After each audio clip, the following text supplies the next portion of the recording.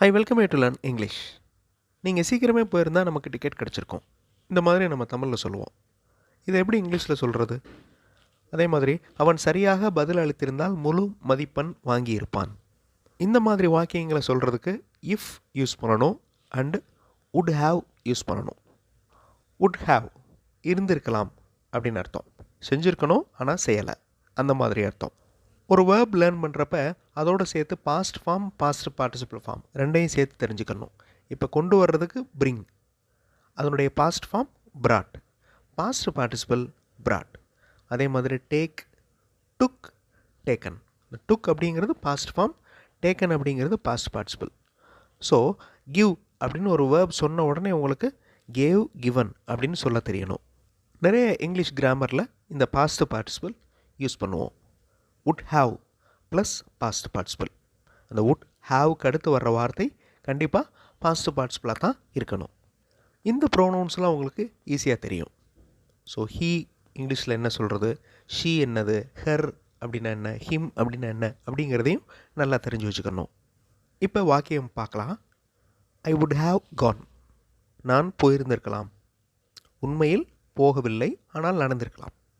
I would have gone அப்படின்னா என்ன அர்த்தம்? நான் போயிருந்திருக்கலாம், ஆனால் போகல, உண்மையிலே போகல. இதில் பாருங்கள், would have வந்திருக்கு. அந்த ஹாவ்க்கு அடுத்து gone அப்படிங்கிற பாஸ்ட் பார்ட்டிசிபிள் வந்திருக்கு. go அப்படிங்கிற வேர்போட past form went, past participle gone. So அந்த gone அப்படிங்கிற வேர்பு தான் வரணும். ஐ would have give அப்படின்னு வரக்கூடாது, ஐ would have gave அப்படின்னு வரக்கூடாது. ஐ would have gone, அந்த gone அப்படிங்கிறது past participle. So go present tense, went past tense, gone past participle. அந்த கானுக்கு பதிலாக நீங்கள் வேறு வேர்ப் யூஸ் பண்ணுறீங்கன்னு வச்சுக்கிடுவோம். நான் போயிருந்திருக்கலாம், அதுக்கு பதிலாக நான் எடுத்திருந்திருக்கலாம். ஐ would have taken. நான் கொடுத்திருந்திருக்கலாம். ஐ would have given. இப்போ உங்களுக்கு இந்த சென்டென்ஸுடைய ஸ்ட்ரக்சர் புரிஞ்சிருக்கும். ஐ would have gone, நான் போயிருந்திருக்கலாம், ஆனால் உண்மையிலே போகலை அப்படின்னு அர்த்தம். அதுக்கு அடுத்து எனக்கு நேரம் இருந்திருந்தால், இஃப் ஐ ஹேட் டைம். இந்த இடத்துல இஃப் கிளாஸ் வருது பாருங்கள். If I had time, I would have gone if I had time. எனக்கு டைம் இருந்துருந்துச்சுன்னா நான் போயிருந்திருக்கலாம், ஆனால் டைம் இல்லை, நான் போகவில்லை அப்படின்னு அர்த்தம். நீங்கள் வேறு வேர்ப் யூஸ் பண்ணி பார்க்கணும். If I had time I would have given. If I had time I would have prepared. Time இருந்துருந்துச்சுன்னா நான் ப்ரிப்பேர் பண்ணியிருப்பேன், ஆனால் பண்ணலை. அவரை நீங்கள் சந்தித்திருந்தால், if you had met him we would have got a seat. நமக்கு சீட் கிடைத்திருக்கும். பாருங்கள், இந்த சென்டென்ஸ் பாருங்கள். அவரை நீங்கள் சந்தித்திருந்தால், இது வந்து ப்ராபபிலிட்டி. பண்ணியிருந்தால், செய்திருந்தால் அப்படின்னா if. If you had met him we would have got a seat. நமக்கு சீட் கிடைத்திருக்கும். இந்த would have வந்துருச்சு, got அப்படிங்கிற பாஸ்ட் பார்ட்டிசிபிள் வந்துருச்சு.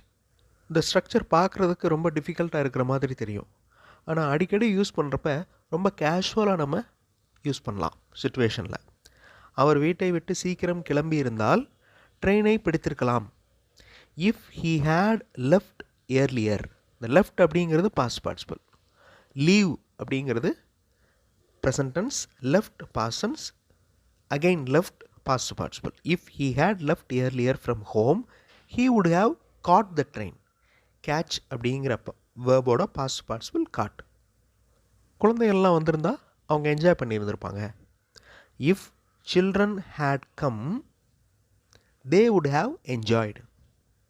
கரெக்டாக பாருங்கள், அந்த வேர்பை மட்டும் பாருங்கள். ஸோ இஃப் அப்படிங்கிறது ஒரு கிளாஸ், ஓகே, ஒரு செட். would have அப்படிங்கிறது இன்னொரு set. If children had come they would have enjoyed. இப்போ நீங்கள் இஃப் யூஸ் பண்ணி ஒரு ஃப்ரேஸ், அதே மாதிரி would have யூஸ் பண்ணி ஒரு ஃப்ரேஸ், அதாவது ஒரு முழு வாக்கியம் இஃப் யூஸ் பண்ணி would have யூஸ் பண்ணி சொல்ல போகிறீங்க. நீங்கள் சீக்கிரமே போயிருந்தால் நமக்கு டிக்கெட் கிடைத்திருக்கும். அப்போ போயிருந்தால் அப்படிங்கிறது எப்படி சொல்லுவீங்க, டிக்கெட் கிடைத்திருக்கும் அப்படிங்கிறத எப்படி சொல்லுவீங்க? வீடியோ பாஸ் பண்ணிவிட்டு ட்ரை பண்ணுங்கள், கண்டிப்பாக உங்களால் முடியும். அப்படி ட்ரை பண்ணுறப்ப டவுட் வரும், அதுதான் ப்ராக்டிஸ். வீடியோ பாஸ் பண்ணிக்கோங்க. ஆன்சர் ஃபியூ செகண்ட்ஸில் டிஸ்ப்ளே ஆகும். நீங்கள் சீக்கிரமே போயிருந்தால் நமக்கு டிக்கெட் கிடைத்திருக்கும். If you had gone earlier. Gone, கோவோட past participle gone. If you had gone earlier, we would have got ticket. get, got. ரொம்ப ஈஸி. நிறைய சென்டென்சஸ் இதே மாதிரி மாடலில் எழுதி பார்த்தீங்கன்னா இதனுடைய ஸ்ட்ரக்சர் உங்களுக்கு ஈஸியாக மனப்படம் ஆயிரும். அந்த மாதிரி மாடல் சென்டென்சஸ் இருக்கிற வீடியோஸ் இந்த சேனல், அதாவது சென்டாக்ஸ் ப்ளஸில் கொடுத்துருக்கேன். அந்த சேனல் வீடியோஸும் பாருங்கள். அதே மாதிரி சென்டென்சஸ் ஃப்ரேம் பண்ணி ப்ராக்டிஸ் பண்ணலாம். ரொம்ப யூஸ்ஃபுல்லாக இருக்கும். அவன் சரியாக பதில் அளித்திருந்தால் முழு மதிப்பெண் வாங்கியிருப்பான். ஆன்சர் சரியாக சொல்லியிருந்தா ஃபுல் மார்க்ஸ் வாங்கியிருப்பான். வீடியோ பாஸ் பண்ணிவிட்டு ட்ரை பண்ணுங்கள். இஃப் யூஸ் பண்ணணும், தென் would have யூஸ் பண்ணணும். வீடியோ பாஸ் பண்ணிவிட்டு ட்ரை பண்ணுங்கள். ஆன்சர் ஃபியூ செகண்ட்ஸில் டிஸ்ப்ளே ஆகும். அவன் அப்படின்னு வந்திருக்கு. ஸோ ஹீ, அவர் அவன் ரெண்டுக்குமே ஹீ தான். அவன் சரியாக பதில் அளித்திருந்தால் if he had replied correctly, இல்லைனா if he had answered correctly. Reply, answer ரெண்டுமே ஒரே மீனிங் தான்.